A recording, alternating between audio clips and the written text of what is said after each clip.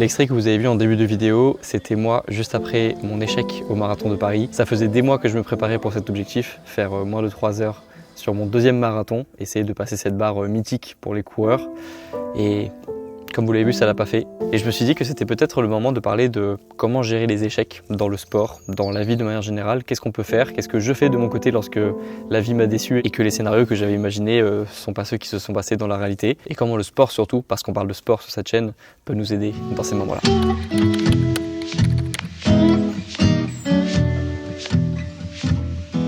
Alors je sais pas si vous avez déjà entendu cette phrase, quand la vie te donne des citrons, fais une citronnade, mais c'est une phrase que j'aime bien et qui m'aide à garder en tête un concept qui est hyper important lorsque tu te sens moins bien dans ta vie, c'est celui de rester en mouvement. Peu importe l'état dans lequel tu es, même si tu es émotionnellement très atteint par une situation, à partir du moment où tu arrives à comprendre que s'il te reste du temps et que tu veux toujours rester en mouvement, tu vas toujours pouvoir te reconstruire, tu vas toujours pouvoir te retrouver dans une meilleure situation que celle dans laquelle tu es maintenant, qui te rend peut-être triste. Et c'était ça qui était difficile à gérer après le marathon de Paris, c'est que non seulement j'étais triste, non seulement j'étais déçu, mais en plus je boitais. Je pouvais pas marcher, je pouvais pas courir, encore moins courir, je voulais même pas courir du tout, je voulais pas qu'on me parle de course à pied à ce moment-là pendant une semaine après la course. Et là c'était vraiment la phase la plus dure parce que j'avais aucune possibilité de faire le mouvement que j'aime, courir, marcher même, c'était inconfortable, c'était pas agréable. Et c'est un peu toujours la même phase lorsque tu es par exemple en rupture, lorsque tu es dans une phase de grosse déception. C'est le choc de la première semaine, celui qui te rend vraiment immobile, celui qui te donne envie de sortir le moins possible de chez toi, de rester dans ta chambre, de rester dans le lit.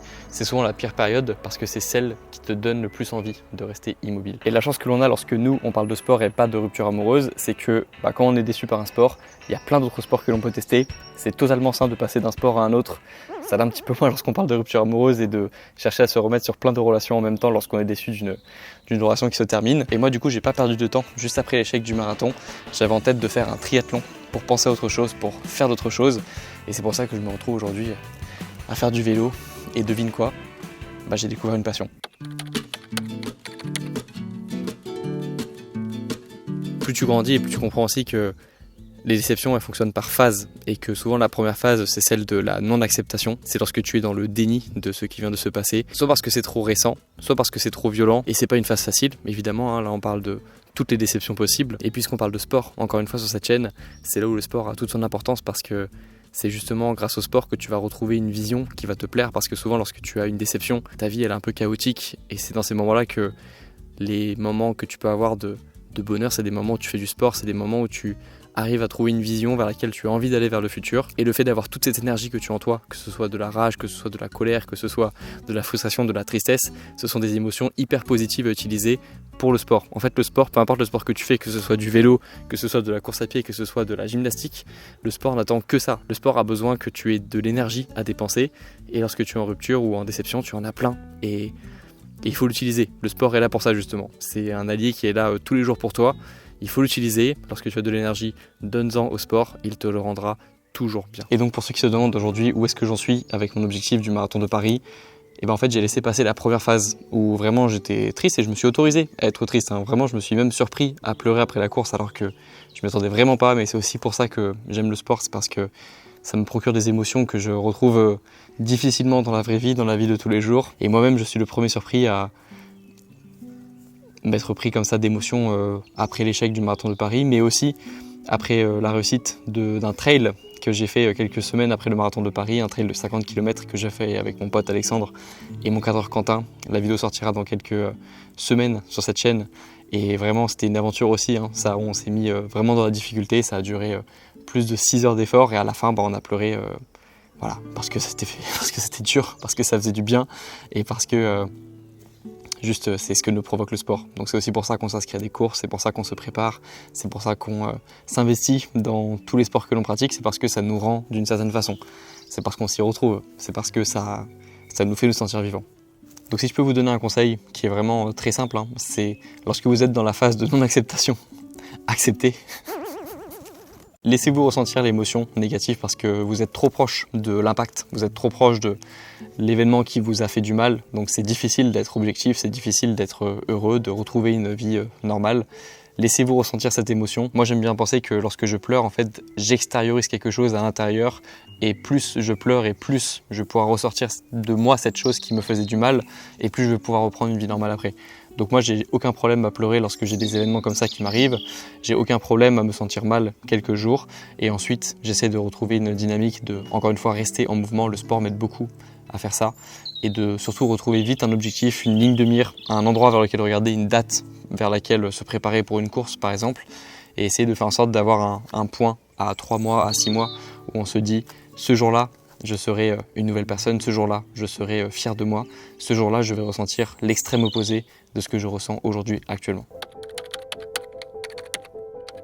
Et vous savez, il y a un dernier conseil qui m'a beaucoup aidé pour gérer mieux mes échecs dans la vie, c'est de comprendre aussi que les premiers échecs, ce sont ceux qui font le plus mal de la vie. En fait, c'est ceux qui te font comprendre que tu n'auras pas un parcours parfait, quoi qu'il en soit. C'est le moment où tu casses cette idée reçue de ta vie que tu vas pouvoir prendre toutes les bonnes décisions d'un coup, réussir tout d'un coup.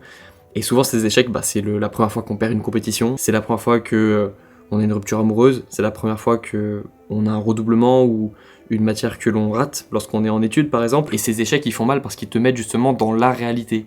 La réalité qui est que souvent, il n'existe pas de parcours parfait et tu es obligé à un moment dans ta vie pour avoir la relation parfaite, pour avoir la carrière parfaite, pour avoir une vie juste bien, de connaître des échecs dans le processus. Et une fois que tu as compris ça, déjà que les échecs font partie de la vie et que tu pourras pas avoir de parcours parfait justement, tu pourras aller à l'étape encore supérieure de la vie qui est de comprendre qu'en fait les échecs c'est souvent un signe de progrès, c'est un signe que tu es en mouvement, parce que le pire des échecs selon moi c'est celui de passer à côté de sa vie, c'est pas de rater des étapes, de rater des relations, de rater des choses dans sa vie. Ce que je veux éviter à tout prix, c'est me réveiller à 80-90 ans en me disant que j'ai raté ma vie globalement, sans savoir dire où j'ai raté dans le processus. Mais je sais que dans 50-60 ans, j'en aurai pas grand chose à faire d'avoir raté le marathon de Paris en 2025, parce que je retiendrai celui que j'ai réussi en 2026 par exemple, parce que je sais que le processus il est long et que j'ai le temps de me rattraper. En tout cas moi c'est une vision des choses que je vous souhaite d'adopter, parce que c'est une vision des choses qui moi m'aide dans ma vie, qui m'aide dans la vie sportive, dans la vie amoureuse, dans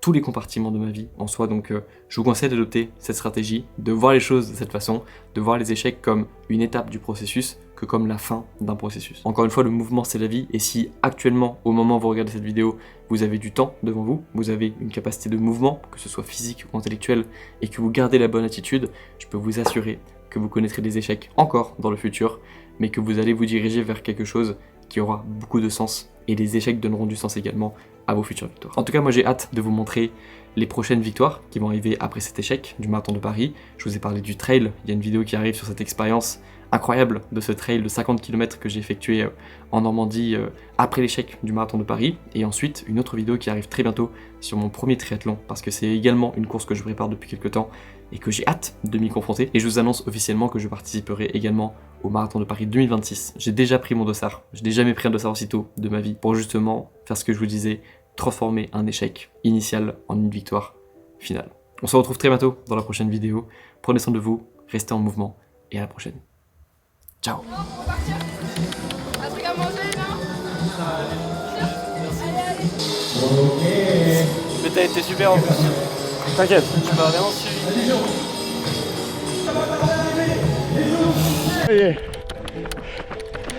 Ça y est, 300 derniers mètres. Enfin. Ah oui, ligne d'arrivée. Ah oui. Ah oui. Oui. Let's go!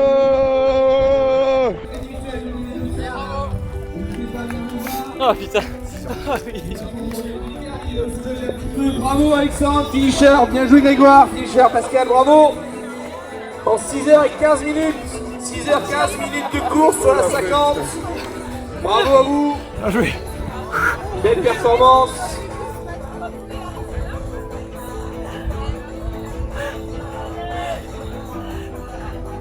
Allez mon Dédé, ça se termine. Oh 16 morts, Dédé. C'est bien. Ah c'est pas facile de dire.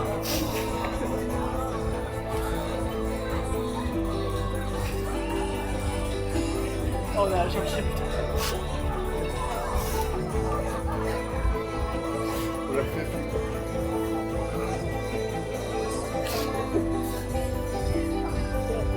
Je pensais pas que j'allais chialer. Ah, ça avait monté à la fin. Ah, putain. Après le marathon, je voulais pas. Pour les résultats en ligne, ce sera sur Spotify pas arrêter. pour ceux qui cherchent l'emplacement.